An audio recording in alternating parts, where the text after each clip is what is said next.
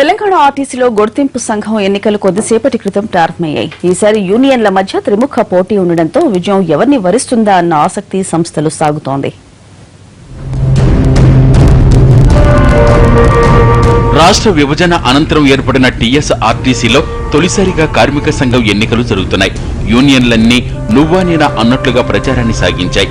Telangana Mazdoor union, employees union, national Mazdoor union సహా 10 సంఘాలు ఈ ఎన్నికల్లో పోటీ చేస్తున్నాయి. రాష్ట్రంలోని 95 డిపోలు, ఉప్పల్, మియాపూర్, కరీంనగర్లోని 3 వర్క్షాపులు, బస్ భవన్లో 60,000 మంది ఉద్యోగులు, కార్మికుల్లో 52,856 మంది పోలింగ్లో పాల్గొంటారు.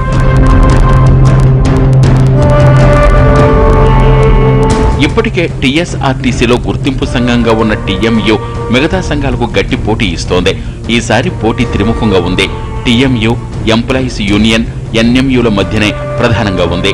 సంస్థ మనుగడ, కార్మికుల సంక్షేమానికి ఫిట్మెంట్, పీఆర్సీ కోసం తామే ప్రభుత్వంతో చర్చించి సీఎంతో మాట్లాడి సాధించగలిగామని టీఎంయూ ప్రచారం చేసుకుంటుండగా కార్మికుల హక్కులు కాపాడడంలో అది విఫలమైందని మిగిలిన సంఘాలు ప్రచారం చేస్తున్నాయి.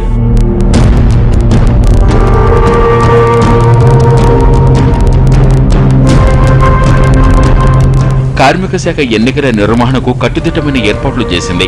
ఇప్పుడిప్పుడే కేంద్రాల వద్దకు సిబ్బంది వచ్చి చేరుకుంటున్నారు. ఓటింగ్ సాయంత్రం 6 గంటల వరకు జరగనుంది. సాయంత్రం 6:30 నుంచి ఓట్ల లెక్కింపు జరుగుతుంది. డ్యూటీలో ఉన్నవాళ్లు ఓటేసేందుకు ఆన్లైన్ పోలింగ్ కు ఏర్పాటు చేశారు అధికారులు. కౌంటింగ్ జరిగిన ఆగస్టు 6న ఫలితాలను అధికారికంగా ప్రకటిస్తారు.